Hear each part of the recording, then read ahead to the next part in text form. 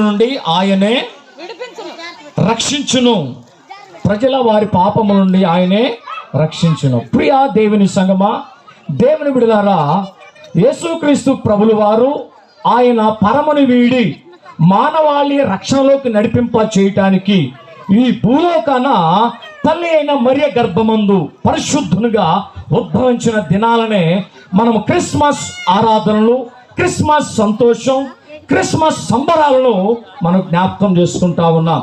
మనం జ్ఞాపకం చేసుకున్నట్లయితే ఈ భూలోకాన తల్లి అయిన మరియ గర్భమందు పరిశుద్ధునిగా ఎందుకు ఉద్భవించవలసి వచ్చింది అనేది మనం జ్ఞాపకం చేసుకున్నట్లయితే ప్రతి ఒక్క మానవాళి పాపములను విడుదల చేయటానికి, ప్రతి ఒక్క మానవాళి పాపముల నుండి విముక్తి చేయటానికి, ప్రతి ఒక్క మానవాళి పాపముల నుండి ఆయన తుడిచివేయటానికి, ఆయన రక్తములో శుద్ధి చేయటానికి ఆ పరమును వీడి లోక రక్షకుడుగా నీ జీవితంలో చీకటి స్థితిలో, అంధకార స్థితిలో, ఈ లోకపు స్థితిలో, ఈ లోకపు అలవాటు స్థితిలో నీవు జీవిస్తా ఉన్నావేమో.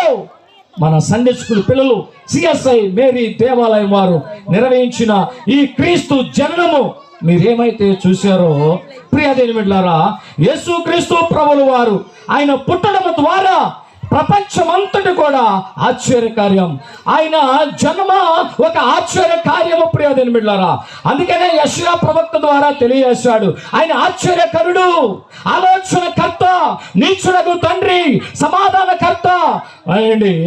ఆయన అధిపతి అయిన దేవుడుగా ఈ భూలోకానికి మనకి తల్లి అయిన మరియ గర్భమందు ఉద్భవించిన దినాలను మనం జ్ఞాపకం చేసుకుంటా ఉన్నాం. ఇగో నీకు ఆయన ఆశ్చర్యకరుడు, నీ జీవితంలో అనేకమైన ఆశ్చర్య కార్యాలు, అద్భుత కార్యాలు ఆయన చేస్తా ఉన్నారండి.